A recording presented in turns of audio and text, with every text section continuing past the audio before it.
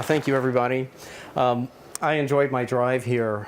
This is just splendid, splendid country. I wish this was my drive to work every day instead of the urbanness of Albany, but this is just a lovely, lovely community, and I'm honored to be here. I also feel as if I really have to measure up to you.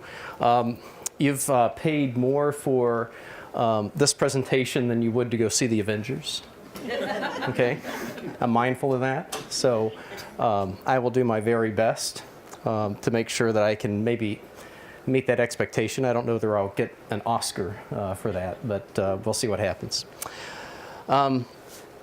Anyway, I have been working on a book concerning meta-literacy learning in the post-truth era, and from that I'm leading off with a statement at the beginning that says that when we as consumers buy a product, we can actually have a lot of confidence as to what the words say, Fruit Loops, what the picture is. I see Fruit Loops on the counter, and so I have this in my illustration.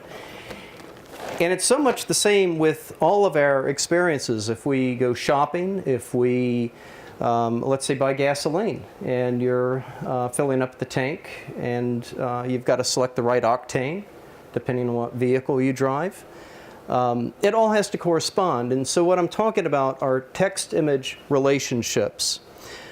They should affirm each other. And this is actually a part of our culture, that we can have that confidence. And we have to.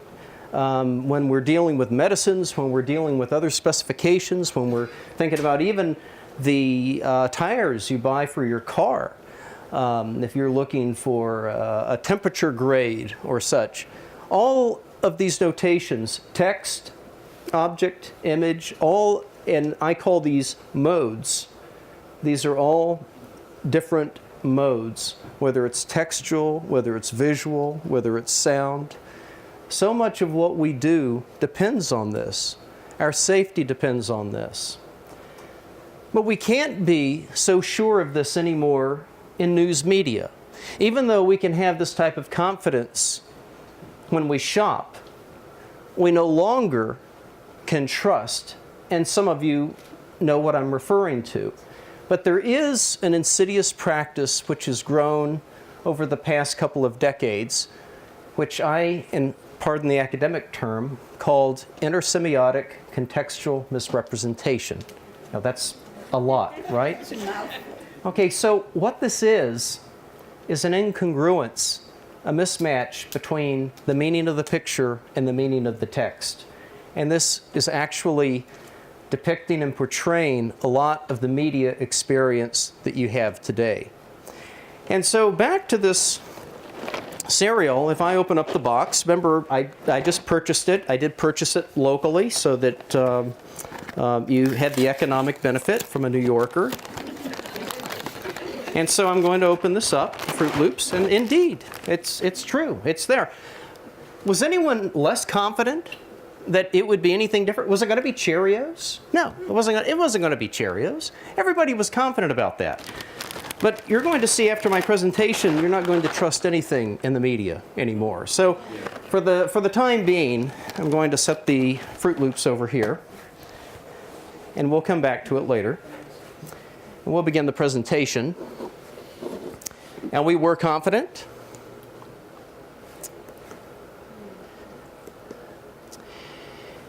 And then one of the reasons that I'm here has to do with this op-ed piece that appeared in the Times Union in February. A picture is worth 1,000 lies. And indeed it was. What you're looking at is one of the most trafficked, abused pictures in the 2016 election. Has anybody seen it before today? Has anybody seen it? Yes? Raise your hand if you have, if you've seen it. I see you've seen similar. This particular picture. We're going to see a rogues gallery later of this picture, which is still online on a lot of websites. They haven't been taken down. More to concern you with as we go. But on this particular day, we're writing about fake news, how a picture is worth 1,000 lies, and then I tied it in to the Pope's position about fake news. He made a statement earlier this year castigating fake news operators and saying that it's also a duty of the journalist, a responsibility to combat fake news. And so he actually made this a centerpiece, a campaign of his. And he talked about the dangers of fake news, and he used words like captious and other terms. And so it was unusual for the Pope to take on the form of a media critic, but he did. I'm in good company. Of course, this is my article, and I'm next to Maureen Dowd.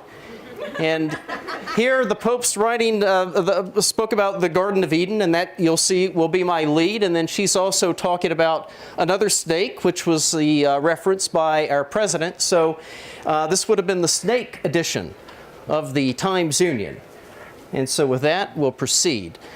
This link to my op-ed piece, I will make available to you later. I've talked to your leadership here, and I have other references that I believe will enrich you, help you, expand your understanding of some of this phenomena. And so the lead of my story starts like this. A serpent slithers in the Fourth Estate's Garden of Eden, and it has been selecting from the best fruits of photojournalism to lure gullible readers into consuming fake news. By the Fourth Estate, I'm talking about journalism. A lot of you have probably heard that reference before. I won't go into the historical context of it. But this indeed has happened.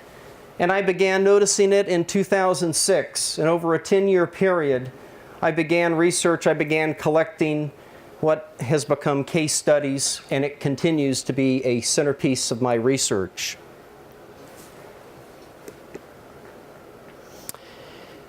And next to my story, Pope Francis related the fateful Garden of Eden account in his annual social communications message, as I referenced on January 24th, focused in 2018 on fake news and journalism for peace. Artwork courtesy Lucas Cranach the Elder.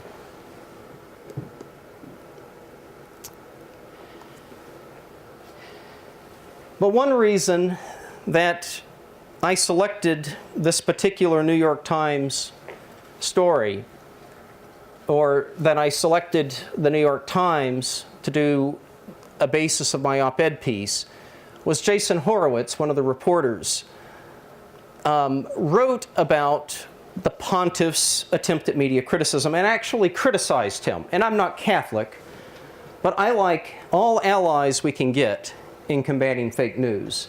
So I was incensed about it. And I thought, he shouldn't be making fun of them. He should be supporting them and adding to the effort. Plus, it was the Pope's charge. He wants journalists to be involved. Well, we should be involved. All of us should be involved. And so what this led to was my selection of a particular photograph, not seen here, for this story, and it's in the exhibit that you have before you, about the claim that Obama signed an executive order banning the Pledge of Allegiance in schools nationwide. That happens to be a New York Times picture, and this is the reason that I used that as the centerpiece of my op-ed commentary. And what I'll tell you here is that the piece itself was debunked ad nauseum by Fact Check, Snopes, but no one deconstructed the picture. No one went deeper to find out, well, whose picture is that has been used to such ill attempt? Now, I want you to take a look, please, at your exhibit, and you're going to see that I actually explain how you can tell that this is fake news. Look at the caption, please, and look at the credit line. And notice that it says Dennis System, AP photographer, Associated Press, Dennis System. This is Dennis System right here. This would be one of the tip-offs. Now, I believe that it was an attempt at parody of the website concerned that in the event of a lawsuit, that something like this could be used. If there was enough humor injected in it, that there might be a way to maneuver legally. But it never came to that. To my knowledge, the site just disappeared. But if you look at your exhibit, please read the caption and you'll see Dennis System. And it literally is a pickup line. It's a way of seducing women. Simple as that. So anyone who might be familiar with the sitcom It's Sunny in Philadelphia would understand that this is a ruse, that this is just a joke. But I've also tried this out on all of my students. And in my visual culture class of 40, only 1 or 2 students was aware of this. And so they would have fallen for it too. So I think it might have been a ploy to try to protect the fake news operator from some legal action by injecting that. But what you're going to see in the exhibit are a number of things which I'm not going to have enough time to go through the type of detail today that I would like to. But what I've done is I've given you this. It itemizes ways at the observational level that you can find out that this is all chicanery. And the other thing I would ask you to do is share this with someone else. Don't tuck it away. Share it with a family member. Share it with a friend. Each one teach one. That's a favorite saying of mine. We are all involved in this, whether it's the Pope, and like I said, I have no allegiance to the Pope whatsoever, except that we all need to be educators as much as we can be.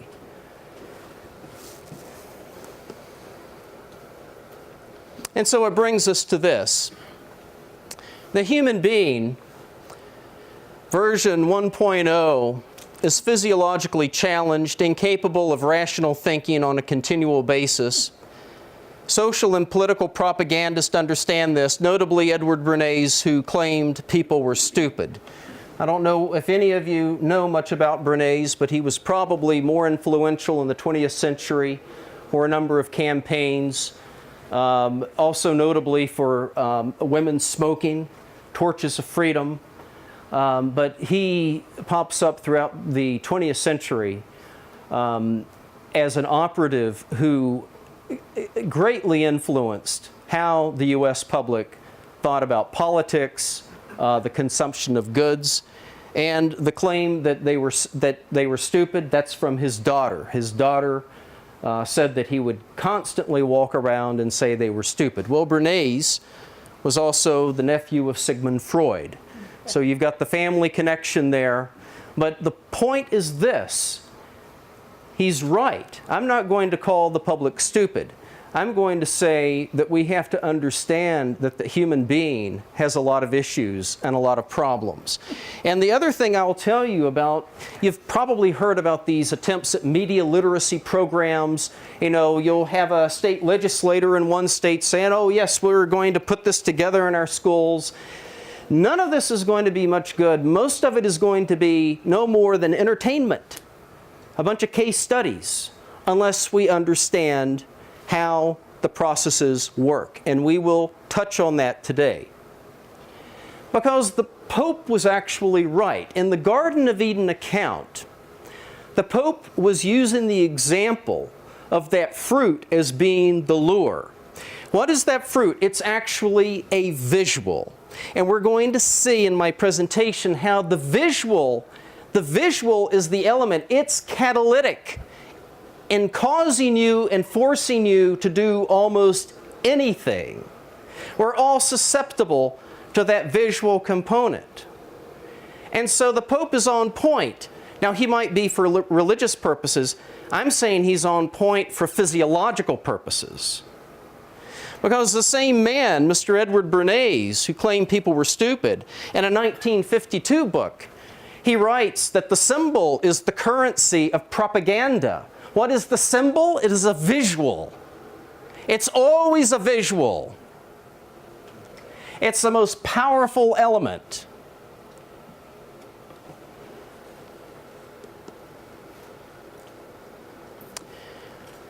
Why we should be wary, I didn't say beware, about our own judgments and the wiles of media.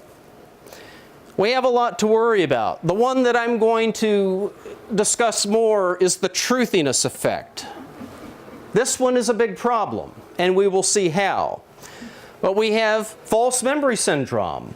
This is a condition in which a person's identity and relationships are affected by strongly believed but false memories of traumatic experiences. Source monitoring error, an effect in which memories are incorrectly attributed to different experiences than the ones that caused them. Misinformation effect. False memories caused by exposure to misleading information presented between the encoding of an event and its subsequent recall. Confabulation. The production of fabricated, distorted, or misinterpreted memories without the conscious intention to deceive. It's very easy to happen to all of us. Don't think that you are immune. I'll introduce you to Dr. Erin Newman. She's one of the principals of this research about the truthiness effect. The head of our graduate studies program in cognitive psychology turned me on to this because he knew that this was related to my research area. And he said, well, you need to know about these studies. It relates to what you're doing. And so here what we have, she and her group of psychologists in New Zealand and Canada published findings in 2012 and 2015 which say that the mere inclusion of a picture with a contextually false premise will boost credibility. In other words, it will be believed to be true. Now, what they called this was a non-probative picture. By non-probative, we mean that it's a picture that might look unrelated to the support of the evidence. Let's say if you write the words, "the tree fell," and you have a picture of a fallen tree. Well, that would be a probative picture. A non-probative picture would be the tree fell, and then you might show a shattered fence, but no tree. So you don't have a picture that would show the actual evidence. I just want to make sure everyone understands. So what we're talking about here are these non-probative pictures and how just the inclusion of them will boost credibility. The scary part is, look at the bottom. It suggested, the study suggested it might help people generate pseudo-evidence to arrive at their conclusions. Let's take another look at their study. So a participant was asked whether macadamia nuts are in the same evolutionary family as peaches. When the claim was paired with a macadamia nuts photo, the participant said, "I'm going to go with yes, because they kind of look like peaches, so that would make sense." Yeah. These were college students. They just didn't pick someone off the street. So you actually had a baseline. You had a baseline. College-level students were in this study. That should concern us. So let's go back. Take a look at that Obama picture in the handout, please. Now let's try this. I'm going to believe it's true that Obama signed this ban on the pledge because he's smiling, he's signing, and it makes sense. How's that? Everybody else is smiling. They're all smiling, aren't they? Yes. So that makes sense. It's the same thing with the macadamia nuts. Now you might say, I wouldn't fall for that. Well, the student who did the research with me, her family did. Her family believed it was true, and this is one of the reasons that she focused on that particular instance, except that we didn't know who the photographer was at that time. And so she deconstructed it, as I teach my students to do. It's an advanced form of critical thinking and digital forensics. But her family was duped. And then, if you would believe the amount of shares on this catastrophe, think how many other people were duped. Shocking. But people fell for it.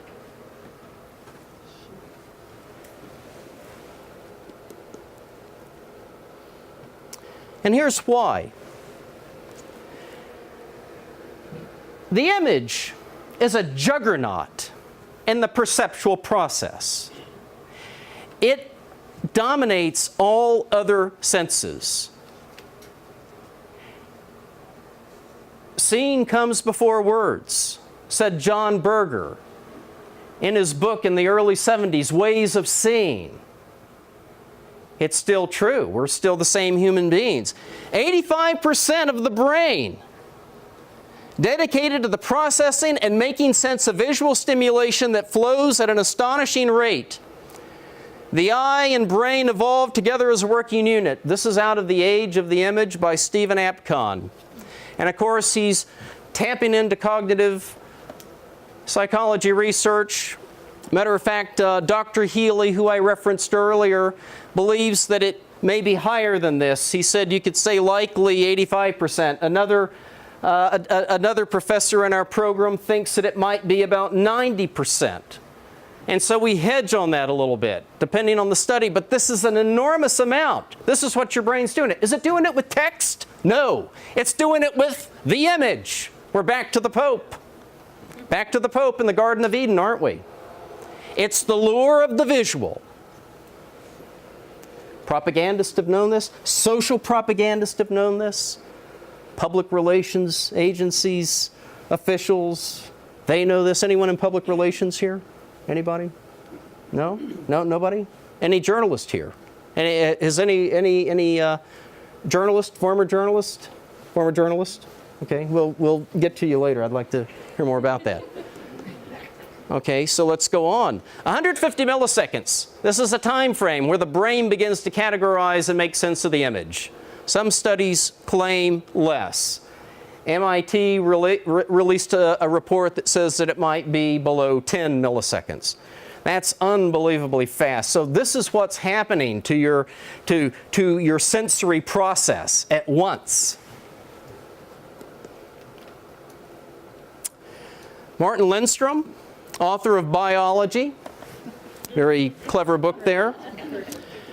His findings show that humans are not consistently rational or calculating, but they're driven by impulse and behavior deviations due to specific stimuli acting upon the brain. We're back to Edward Bernays, who said people were stupid. He puts together campaigns for company. He's a high-paid consultant. Wait till you read the next one. Who speaks French here? How do you pronounce this name? Thank you very much. This psychologist and marketing consultant says that conclusions are based on these momentary visual assessments. Visual. A pathway he calls the reptilian mind.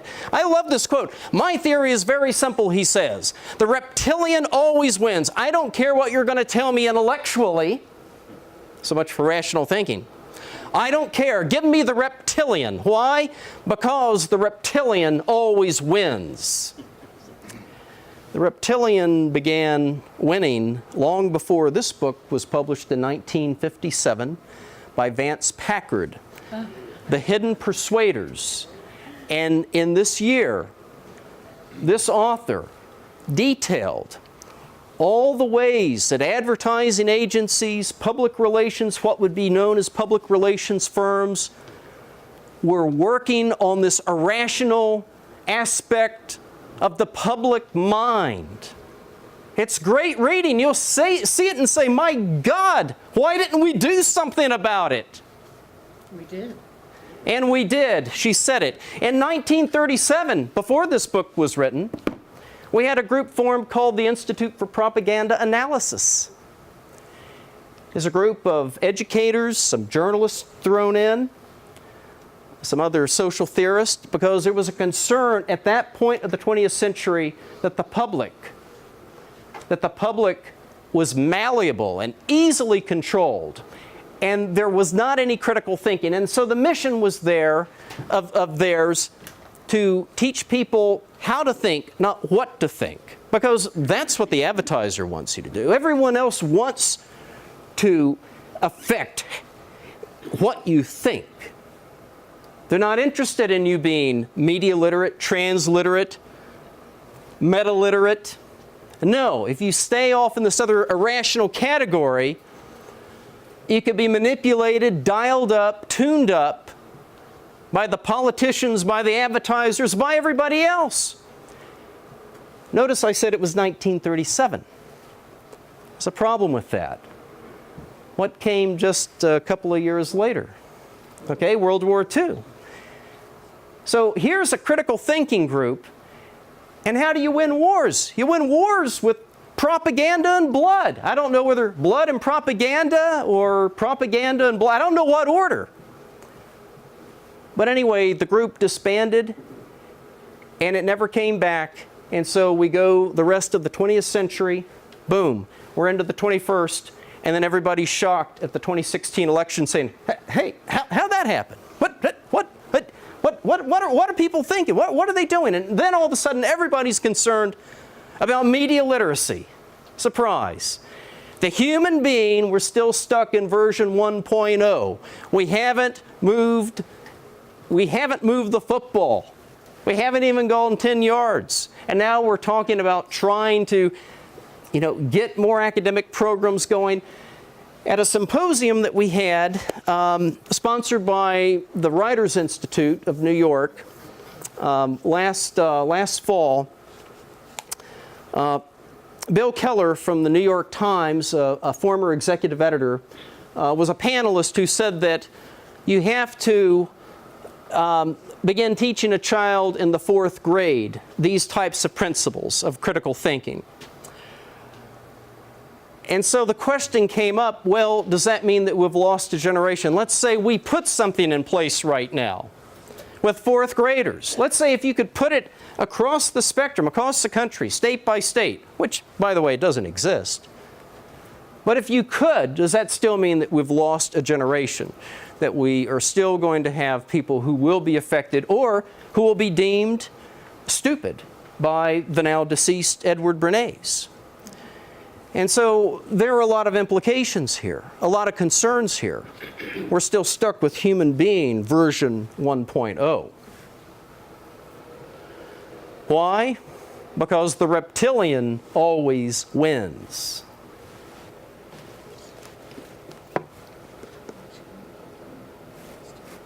Click.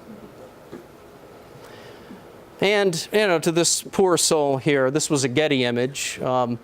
It's someone in New York in a dinosaur costume walking a child, and so just having a little bit of fun. There were scarier images, and I thought, I'm just going to put something fun up there. And so there it is.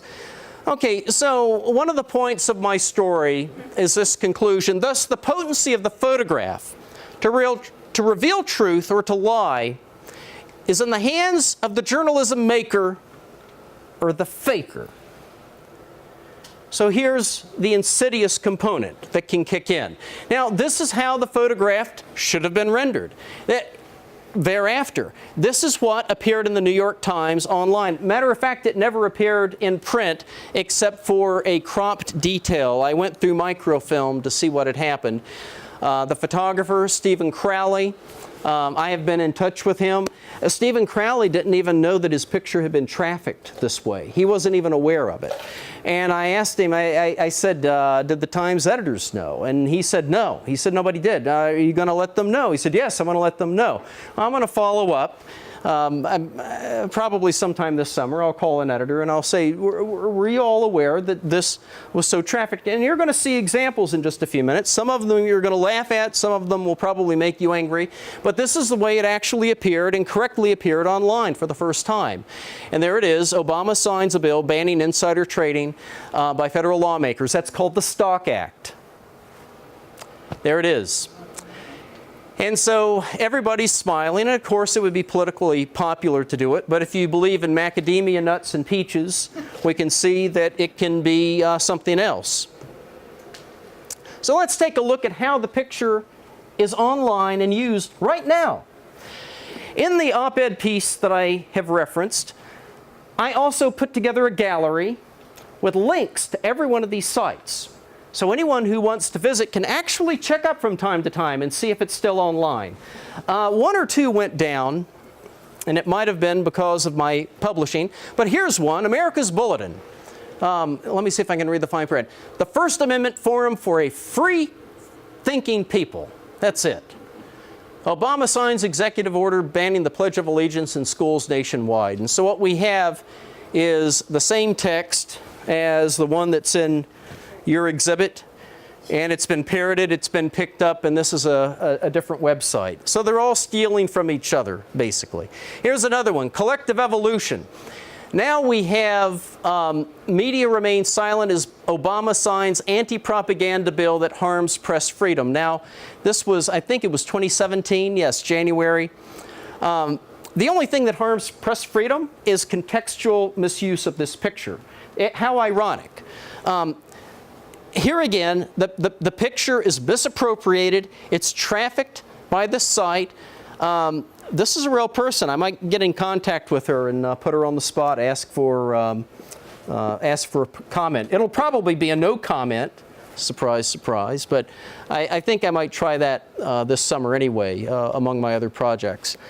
So let's go on. Here's the Dave Weinbaum show. Same thing. Obama bans the pledge. Someone sent this to him, and it says, Karen Lewis sent this to us. Thank you, Karen. He didn't vet it, did he?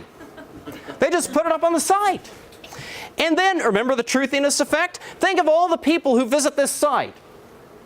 It could be tens of thousands, or maybe thousands, or maybe hundreds. I don't know how popular this person is. But again, with the truthiness effect, and then you've got it on the site, you're thanking Karen. A lot of people might know Karen. We don't have a last name, a first name. My gosh, hey, Karen sent it in. It's got to be right. I believe this one is now offline. Hardway Mountain Ministry. Breaking. There it is, breaking. Under Christian. Why would they pick a smiling group for either of those headlines? Why would they be happy with either of those announcements? That's not true. Yeah, it's right. Well, a discerning critical thinker would look at that and say, that can't be true. And that's the first thing. It's skepticism. If we introduce that skepticism early on, then that's going to make a difference. So let's look at another one. Now we're back to banning the sale of assault weapons. Who needs Congress? Obama signs executive order banning sale of assault weapons with video. And this one was, I cropped off the top of it. This was by the Voice of Reason. How's that? The Voice of Reason. That ought to scare us. June 14th. This one, the Washington Standard, what it did here as a promotional teaser, it picked up the image on banning the sale of assault weapons. Here's one, Challenge in Life. The same thing. And notice that they totally took the hook. See that it says ABC News? They did that as a source. Take a look at the exhibit that I gave you. It's abcnews.com.co. Do you see that? Yeah. So it really isn't. So here's another website that fell for it, took the bait, hook, line, sinker, everything else. We're back to macadamia nuts and peaches. And there we go. This one, this one started, this country has fallen. According to ABC News, President Obama has made it illegal to say the Pledge of Allegiance on federal property. So somebody even rewrote it, okay? Our journalists could appreciate that. That's a rewrite job. That's pretty amazing, isn't it? Let's go on. This is Bob's blog. This is another, and this is one that has a lot of religious references.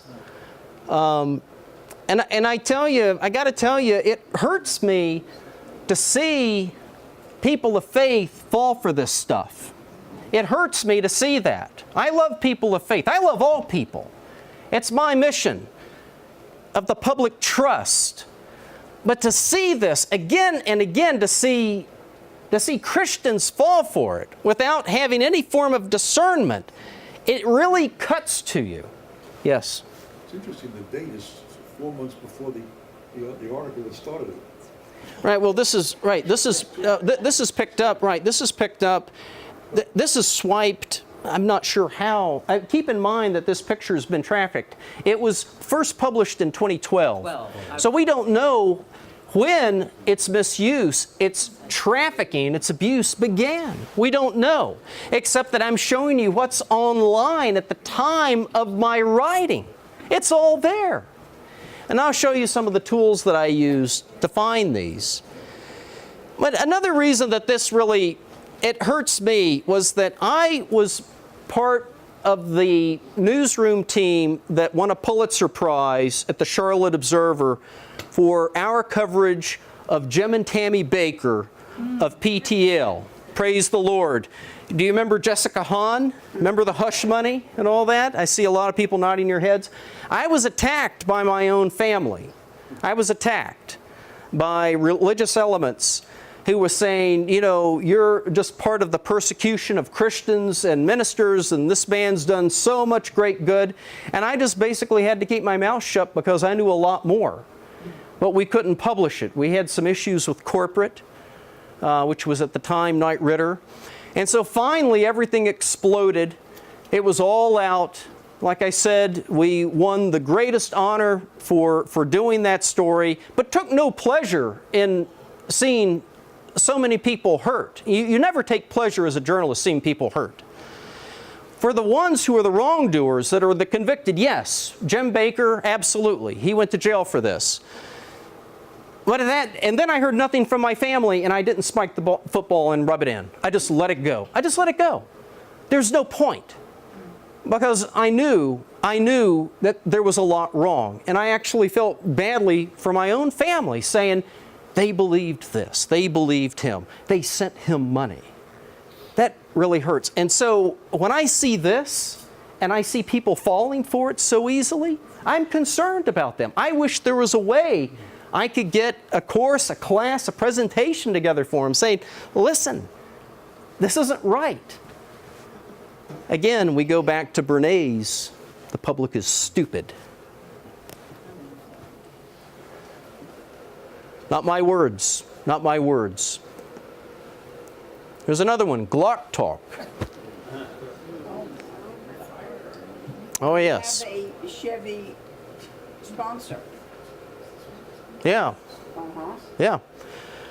I like the way she thinks.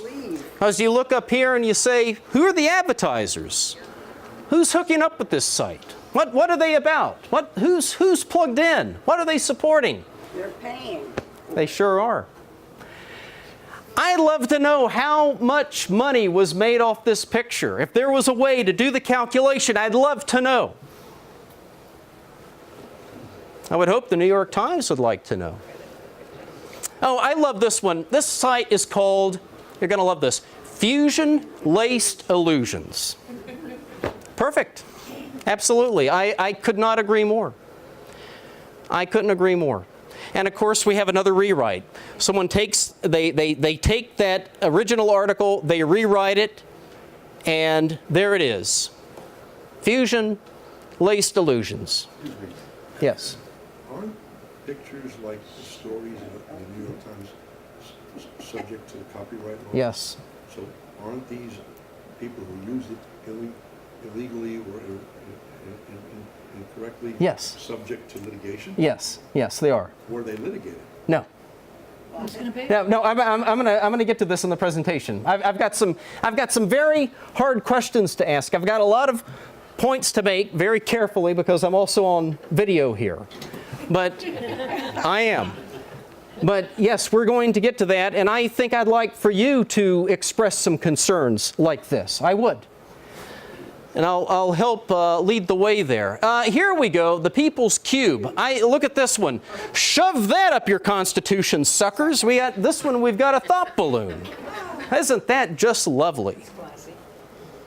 But who watches the People's Cube? Well, let's look at the advertising. You know, you look at the advertiser. Look, we got Spectrum going on up here. Sure, it's. I don't see a sponsor. Spectrum. Yeah, you got Spectrum. You got your $29.99. You can get your TV, your internet, and your phone. You can get 3 in 1. You're all set to go. But that hasn't been Pardon? marketed. How do you know that the ad is valid? It looks pretty well designed. I mean, in other words, it takes a lot of effort and knowledge to do something like this. I've done iPad UX design. I have a full design background, and I'd say that is it would take a tremendous amount of effort to put something like this together, and then to let something like this look as sloppy and grotesque as it is. And that looks similar. I would hedge that this was authentic. I would hedge that way, but one can't be certain. But what I like is the skepticism I hear in this particular room. That's refreshing to me. It absolutely is. What I need are all these other people. Why can't I have that audience? I'd love to have them here with you. Bob's blog. I'd love to have Bob here in the audience. Where are you, Bob? Please, someone fly him in, drive him in. Let's get him in. Let's help him. Yes, and yes, here's another one.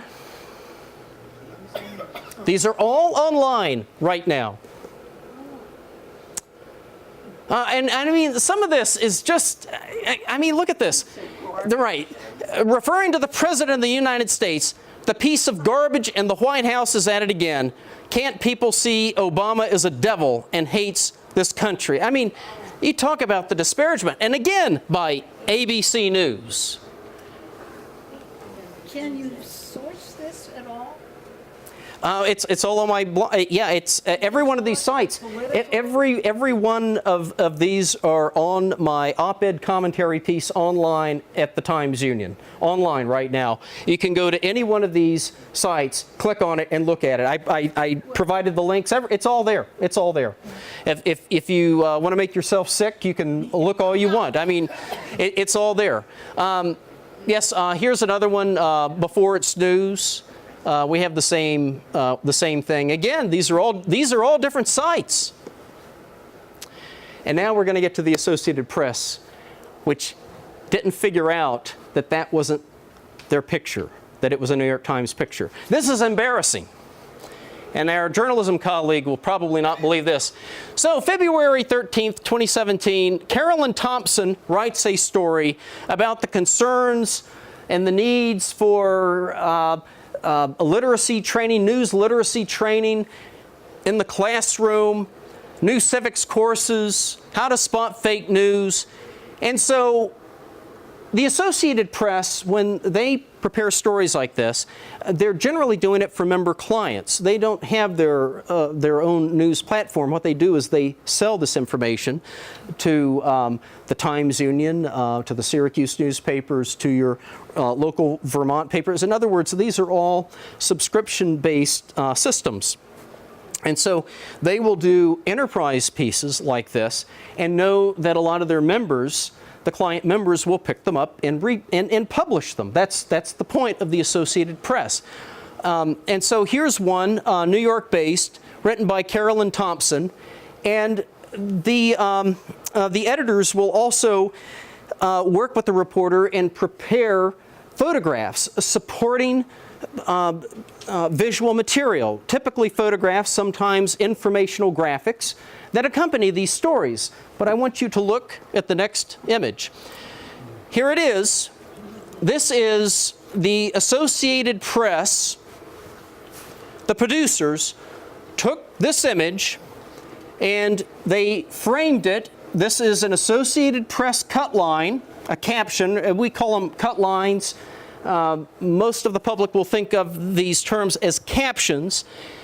And so here it is. This was sent out to all the members so that they could use it with Thompson's story to help illustrate it. And so Thompson and the editors didn't deconstruct the picture to authenticate this and to prove that the AP photo, it says Dennis System, they would have to know that there's no one on their staff named Dennis System. They would have to know. Do you all follow me? Yeah. He doesn't exist. Fictitious. So that means that the Associated Press creates a story. They create more of the bad sausage. And then it gets republished. Now, I haven't reached out to Carolyn Thompson yet either. I mean, I could spend my entire summer on this one particular instance of an abused picture. And here, the Associated Press missed it. No opportunity at all. This is where they could have debunked it. And their story should have said, we don't have a photographer named Dennis System. It's not an AP photo. It's a New York Times photo.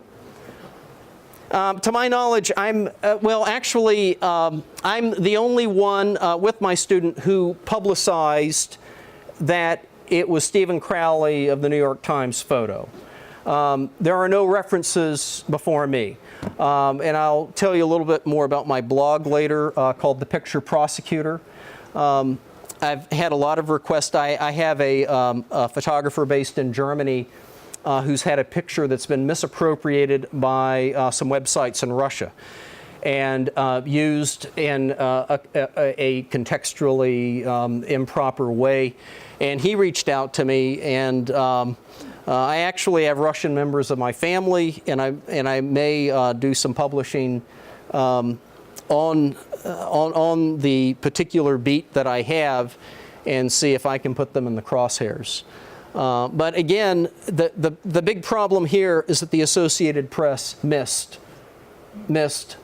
this opportunity to completely vet and authenticate the picture and to say this is not our photograph. It's really a travesty. Let me go forward. I think we've seen this one. Okay, this was an illustration from my original article. This is what you saw on that page. This was Crowley's picture. We have this.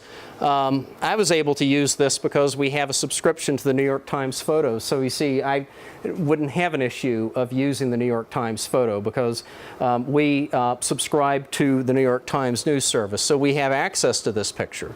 No problem for me or for my news organization for the purposes of printing the op-ed article. And so now I want to get back to our colleague's point about copyright and fair use. This is photojournalist Stephen Crowley. As I said, he was unaware of what happened. It is true that that photograph belongs to the New York Times, and if the New York Times wanted to, it could single out all these news organizations. They could send out a cease and desist note and force them to take them down. Now, the issue here is that costs money. It costs money, and the New York Times has its lawyers deployed for a range of issues. Sometimes it might be FOIA requests, sometimes it might be in matters having to do with the New York Times reporter, Allie Watkins, who just had her materials appropriated by the Justice Department for evidence to use against a Senate leaker. Some of you might be familiar with that story. So their lawyers are busy. And then how cost effective is it for them to be trying to take these pot shots all over the place, all over the internet? You know, what's it going to do? It's one picture. But it brings us to a very important question. And that is, what should the stakeholders and copyright holders be doing because of this issue? If they do nothing, they're allowing the proliferation of fake news. So I'm back to the Pope calling on journalists to do their job, to be responsible. So what's the answer here? Does that mean that Getty Images, does that mean Reuters, does that mean the New York Times News Service, the Associated Press? These are all the ones that are generating these great logs, these great archives that are published all over the internet, all over news sites, many of them by paid subscribers who are legitimate. But what about the ones that are rogue? Is it whack-a-mole? You take some down and others pop up? How do you finance that? What do you do? But I would like to hear you talk about this, the culpability of the New York Times. So I will talk to the Times, and I'll probably be referenced to an editor or two as I make my way through this, and they will have some internal discussions.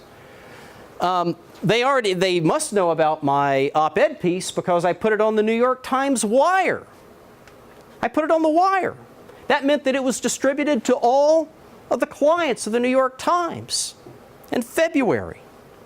So that means that people in the Times know about my story. Nothing has changed. That's why I keep checking the sites, and I think that Hardway Ministry may have taken it down. And so I know that we will transition to discussions in a few moments, but I want you to just think about that. Who should be responsible? Who should do this? Who should step up? And at what cost? You know, what's the point? But consider now what you can't trust. And so what are they doing with his creative work? So it's not just the public. What about him? Are they going to protect his work? What about a writer's work? If it was republished a few times, it seems like they would step up and protect the writer. Hey, you can't use this. Well, couldn't That's he sue? copyrighted work. He wouldn't do it. It's actually owned by the New York Times. Yeah. But Yeah. as a person, it has his name on it. It does. It has his name. Now, they didn't carry his name forth, but however, it is still the image that he created that day. It's preposterous. Yes. I'm surprised he's just not doing anything about it. Well, he's retired now. He just retired. But He's young. yes, Work but for the New York Times, they can. right. It's the New York Times. Yeah. Yes. Are you sure that's his Ultimately, picture? it is. Pardon? Are you sure that's his picture? Yes. Might be somebody else. Actually, no. That you know what? I like the way you think. No, I like that. What I need is Bob in this chair. I need Bob in here. This is what I need.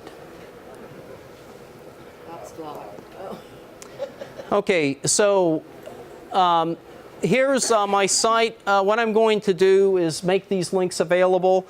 You could bookmark this. If you follow me on Twitter, you'll get updates. What I'll do is I'll tweet, "Hey, I've got a new case." I generally have cases like case 19, case 20, and then I'll have a headline and I'll explain what the contextual misuse is. There's some really horrible stuff. I would like to just give you a preview before we go into questions, but anyway, I'll make this available to you. I had to get this vetted by our legal department at Hearst Corporation also, because in taking pictures of these sites, we had to be prepared that a fake news operator or such might actually try to turn around and come after us. And I had one brush with Australian law. Australia doesn't have a fair use doctrine or a fair use legal process as we do in the U.S., and I'll have to leave the particulars of that aside.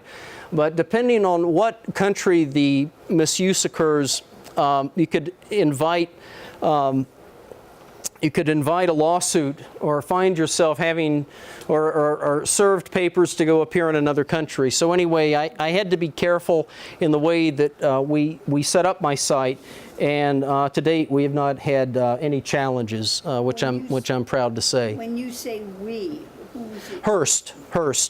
I'm a Hearst employee. I'm a Hearst editor, so it's Hearst Corporation. It's one reason I have to be careful. I also have to protect my company, and I have to make sure that I'm meticulous about all my research.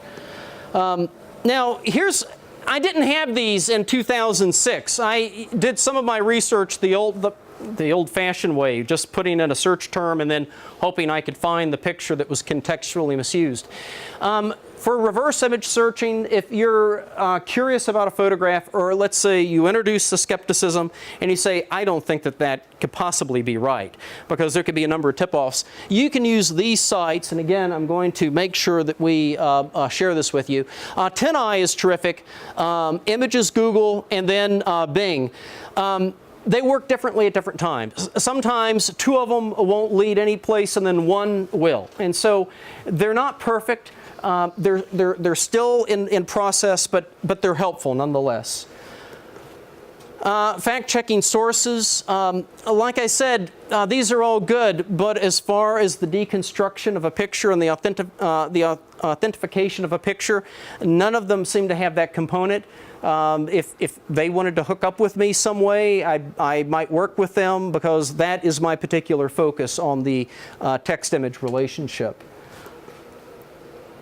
And here's an example of factcheck.org. Have any of you used these sites? Can I see hands? Okay, so these will help. But like I said, sometimes they will focus on the entire story, but they will leave the photographs alone.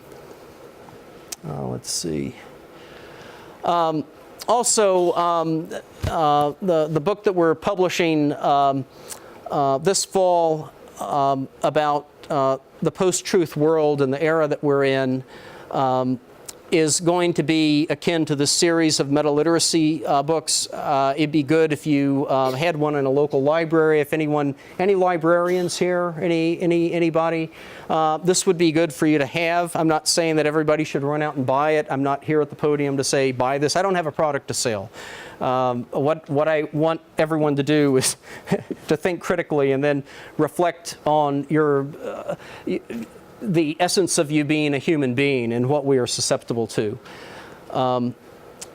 These are the 4 learning domains. I'm not going to spend much time here because I want to get to the questions, but I at least have this. Let's see. I don't know whether I have time to show you a contextual misrepresentation. Do you all have a lot of questions? You got a lot of questions? Or do you want to get some more granular stuff? Okay. Yes. Okay, more granular stuff. Okay. Someone look at this and look at the headline, look at the picture, and tell me what that story says. What just happened? Somebody tell me. Anybody? What just happened? Okay. And what happened? And what? Romney's plane makes an emergency landing. It's what? Nothing happened. Well, what's the picture show? They got together, right? They're right. Oh gosh, it's a reunion, right? They're together. So yeah, cabin filled with smoke, electrical fire, landed safely in Denver. And then we have the stack headline, campaign scare, Ann Romney plane makes emergency landing. It's a happy ending, right? Whoops. Well, if I just... No, it's not. Because this picture was taken a month earlier in Florida. Surprise! Part of contextual misrepresentation is that you're not aware. It's not a perceptible situation. So do you see what I'm talking about? You have just put together a false narrative. It formed in your mind. And what this relates to, because here I've authenticated the origin of the photo, I've also authenticated that the only image, we never saw Ann Romney, but a flack, we call them flacks, a media person who worked for the Romney campaign gave an image to the Denver Post, and that's the only picture that was there. There was never a picture of them reunited. Mitt Romney was like 2 states away. But you wouldn't know that unless you read the stories. And so this is a cognitive effect called the X factor, penned by Wilson Hicks in 1952 in the book Words and Pictures. And it works like this. Words, campaign scare, Ann Romney plane makes emergency landing. Plus space, we're just talking about this continuum of time, space, picture. The photograph shows the couple embracing with concerned gestures. Okay, so this is where it goes. The X factor is when the stimulated reader adds an imaginative plus to round out and to enrich. The joint impression conveys that candidate Romney is reunited with his wife after a dangerous event. Readers, recalling memories of their own travel experiences and possibly other dangerous scenarios, feel an emotional response. How many of you thought about a situation you had with a plane flight or something like that? Who actually thought about that momentarily, about a dangerous travel situation that you had? Okay, I have some hands going up. Do you see what happened? That's part of the X factor. It's I would describe this as a cognitive pre-semiotic term for the time, 1952. But this effect is being weaponized by fake news operators. And part of my concern is that we don't have any educational basis to teach this right now. I'm the first to come up with the term semiotic contextual misrepresentation for academia, because we have to introduce this into our lectures. It's a term that has to take root, because we never understood it fully in the 1950s. And then we come to the 21st century, and journalism is basically caught unprepared. So is academia. And we don't even have the terms in place. But yet the effect is understood by propagandists and social propagandists, and it is weaponized. It is weaponized to deceive you and our unfortunate friend Bob's blog, right? I keep going back to blog. But how Yes. would anybody know that it wasn't true? You have to be skeptical of everything you see. In other words, you can no longer trust. If I go back to my Fruit Loops, you can trust that. If we open up the box, you're going to get Fruit Loops. But if you have media, the only thing you can do is look at the site and say, can I trust the New York Times? Not in In other words, you have to come into a position where you become a skeptic, especially if it is a new site and it's concerning. Yes. Well, the first picture you showed with Obama signing and with all the evidence of how it was misused. Yeah. But journalists for many years have used file photos. And It's problematic. My reaction to Romney and his wife, they found the file photo of the two of them together. Yeah. I don't think that was put in to mislead anyone. I don't know why it's put in, and I'd love to interview Matt Drudge. They said, he Yeah. probably said, get me a file photo Yeah, of the two of yeah. them together. But there's no caption. And if the caption was present, the caption would say that it was an event a month earlier in Florida, and then it would cause someone reading it to say, why would they use that picture there a month earlier? Do you see? It's incongruent. It doesn't make any sense. It's poor news judgment. But they misleading if the caption said, here's Romney greeting his wife after the plane accident. Then that would be misleading. Right, but it's misleading to have a stacked headline, because what will happen is the inferences that you draw through the X factor, this cognitive effect, is you will put together a story narrative based on the mode picture and based on the mode text. And that fusion that comes together actually creates a new meaning. And this is where we get into semiotics, and I could go on for an entire afternoon on using semiotics analysis.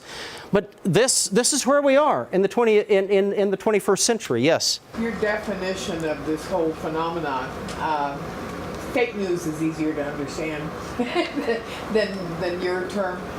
But what is... Except that, well, the problem is that fake news isn't a good term. And if I had more time, and I actually have some slides, we actually have a lot of different reporting categories of news that need to be understood, because a critical thinking person can actually get useful data from different styles of journalism today. Matter of fact, I don't even like the term fake news, because it itself is a propaganda term. It's a binary term. It means something is or something isn't. And the binary is dangerous, because we don't have a situation where all news is one way and all news is another. This is something that I explained to the Capital District Humanist Society, because I attacked truth. I actually took the term truth apart, which is about as useful as the term love, because it has so many meanings. And then you have so many other cultural meanings that can impact that as well. I love accuracy, I love facts, but that can be problematic. But actually, the term fake news it's a dangerous term, because it puts us into a binary understanding of the information that comes into us. And I would love to reject it. But it's now part of our lexicon, and I dislike it, because it takes us completely away from, this is a terrific book. I want to get some recommended reading, Blur. This is by some editors, Bill Kovich and Tom Rosenthal. This predates the fake news phenomenon, and it gives us a much better understanding of how to evaluate a range of news sources, even what we call content marketing, which is a form of like advertorial, what we call advertorial news. If I wish I had, it just depends on how many questions. I could explore this a little bit more. I think I have the slides. Another question, yes? I just think you better come up with something, if you're not going to use fake news, and I agree with you, it's much too simple, but you can grab a hold of that. And yours very academic description. Right, nobody can say inner semiotic contextual misrepresentation. A CMP, contextual misrepresentation of photojournalism. CMP is an acronym. It might turn into an acronym, but I would have to have a more industry traction, more acceptance of the term. That's one of the reasons that it's a highlight in this meta-literacy learning book. I'm going to continue to push that because this is a complex cognitive process. Other questions? Yes. What's the end of, what's the happy ending to this? There is no happy ending. Well, We're in a misrepresented news. It's misrepresented news. Yeah. right, but the misrepresentation of news can also be looked at from a cultural context, and I can use an example of John McCain. I could ask everyone here: is John McCain a hero? Yes. Okay, or is he a traitor? Is he a traitor? Hero. Okay. Now, if I go into Russia and I mention the name John McCain, is he a traitor or a hero? He's a traitor. Okay, he's a traitor. So if we want to be empirical and factual, we could say he's a POW, and then we have to say accurately that in this culture he's hailed as a hero. But what we can't do is take the meaning of the terms and blur them. And this is where we run into a lot of problems with the term truth. And I love truth. I mean, I'm a journalist.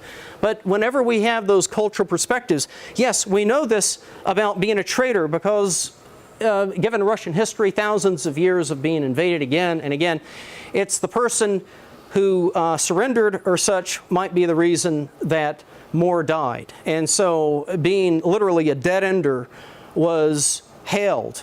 That person would be a hero. And so it's a completely different cultural perspective, different historical perspective, and it's like night and day. And so this is what concerns me about the binary. We have a tendency in our culture to try to put everything in these neat little compartments, and some of them will never stay there. They want to get out, or there are going to be inconsistencies. And that's another part of the human being. The human being wants everything to be neat and tidy, but it isn't that way. And we also have to have a way to accommodate that or to understand that. And of course, from my perspective, of course, John McCain is a hero. I'm just saying from myself, so please don't anyone misunderstand me. What I'm doing is I'm using social semiotics optics. That's the study of signs and meanings, and I'm adopting a different cultural perspective to look through those optics at what John McCain would be. And that's just one instance. We can go through different cultures and we can find ourselves at the same junction again. Yes? Isn't there a danger here where the unsupported, the real fake news, the operators, yes, the operators create the credibility for those who criticize the real news people, yes, people who are honest, the yes, New York Times, the yes, Washington yes, Post, the CNNs of the world, etc. Mm-hmm. Yeah. Yes. And by saying fake news, say, see, look how much fake news there Yeah. is. And they lose the credibility of the legitimate sources. That, it appears to me, would be the real danger of, what's your thought on that? It's one of the dangers. We have many dangers. In other words, that media criticism is no longer trusted. It could be someone saying, oh, well, this is just another accusation, and that means that this is another conspiracy theorist. We have a huge problem with this. It's a huge mess. I don't have any clear answers, but what I know is we don't even have the terms with which to talk about this. We're struggling, and if anyone from the news industry claims that they have the answers, and I really didn't hear any answers when we were at that Writers Institute symposium on the truth. I mean, I heard a lot of complaints, I heard a lot of issues, but I really didn't find a lot of answers. Yes. Our biased media, and I don't think anybody will disagree that our media is biased. When one says, here is proof that what the other station said is fake, and then the other station says, yeah, but what they said is fake, it leaves us in a position of not trusting any one of them. Right, and that's the danger of the binary. Exactly. Yeah, it's a huge problem. Yes. Yeah, and when this term first came up, I was concerned. I thought, oh my gosh, what we're going to have are media entities attacking other media entities. That's exactly what happened. We're going to have a war. We're going to have Fox versus MSNBC and vice versa, just slinging the mud back and forth, leaving the public in confusion, not knowing who to trust, trying to wade through this jungle. That's exactly where we are right now. Yes. So let me try to make you feel worse. Well, I wonder if I could. Go ahead. Yes, Plenty of can. Oh my gosh. So you may lament the oversimplicity of certain statements that ought to be richer with nuance and context and accountability. And transparency. And transparency. I'll add that one. But the fact remains that cognitively, we are much more readily accepting of simplicity than complexity. And that's the problem. Well, it's not a problem, it's an evolutionary reality. That's why I was trying to make you feel worse. Wait, there's hope. We may evolve. No, so my point is twofold. One is that binary relationships are inherently simplistic. Two, that they are attractive. That is to say, we consume them, we metabolize them much more easily. Yes, we do. And third, the counter to simplicity is necessarily more complex. Yes. Therefore, less consumable, less easy to metabolize, and likely to lose. Exactly. So it could be Mars, it could be Venus, it could be Patagonia. Choose a place to hide. This is not going to go away. It isn't, and if we introduce, and I have to ask you all, if we were truly able to introduce a meta-literacy foundation in our curriculums, would that make a difference?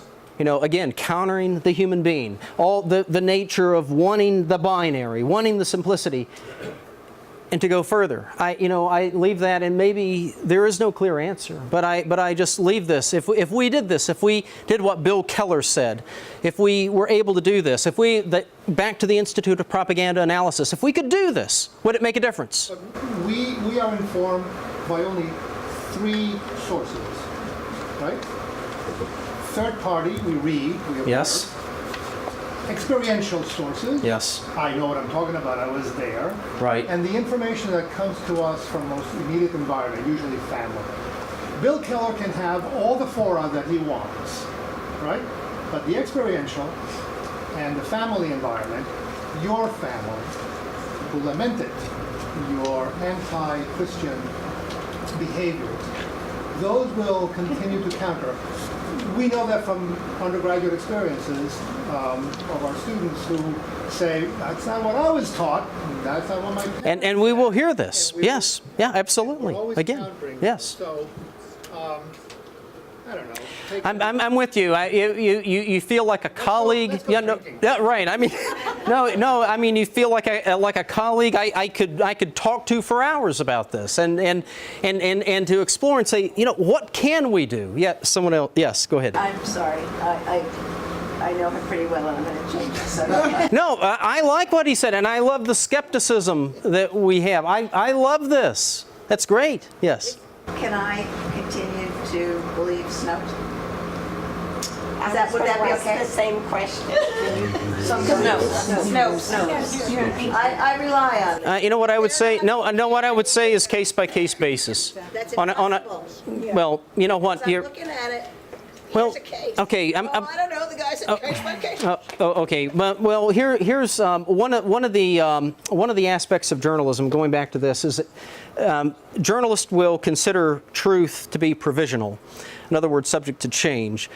as new details and information. It's, let's say if you have the LA riots, you might publish that you have 25 dead the first day, and then the next day, as bodies are counted and affirmed by the coroner's office, it might go to 100 or something, and then you wouldn't be running a correction saying, well, you know, we got that wrong the first day. And so what happens in journalism is it's referred to as provisional truth. There could be some evidence that comes forth with a Snopes case where they have to reverse. Oh, yeah. And I'm not sure, does anybody know a case that got reversed on Snopes where they went from false to true? Does anybody? But I'm just saying, in journalism, we leave that possibility open. I'm saying, and my colleague can relate to this, that provisional aspect, that we have to publish what we know as completely as much as we know, subject to amendment, more information as it comes forth. And sometimes we have to hedge what we publish. We can't publish everything because we might not be able to authenticate as much as we want. But what I would say is you're going to have to be skeptical about that too. I would say you would need to be skeptical about my own site. But I'm only telling you that because I am a human being. I'm subject to error. And I almost feel as if it's like Alcoholics Anonymous. It's almost like, as the human being, I'm having to go through that. And I love AA. I know some people who have greatly benefited by that. But as consumers of news and the way that we process, I have to be concerned that we have to be more introspective, and maybe we have to introduce that skepticism. There's a lot of healthy skepticism here. I love it's, to me, it's electric and tangible. I don't know much about you. It's the first time I've been to this part of this of Vermont, but I mean, but you're great. You're great. I mean, you've just been on point. Someone else with a question? Yes, go ahead. How are these distorters usually incentivized, compensated? They get them through the advertisements, AdSense, and all those. They get these, and they have made money on them. Like I said, if I had more time, I would show you a site that got blacklisted. But it's still making some money. It's still getting some sponsors. There are a number of companies that will sell and connect sites with some of its low-level advertising because there's a lot of opportunity there. And so what happens is that these sites continue to prosper that way, even if they're blacklisted. I mean, I've got a horrible, maybe I could just show you one that I'm about to expose. Yeah, I mean, no, this one's really bad. It's really bad. Let me here. Let me. These are the other. I wish I had more time to go through this. I got so much rich stuff. But let me get to this really awful case study that I'm about to do. Here it is. This site. World News Daily. Okay.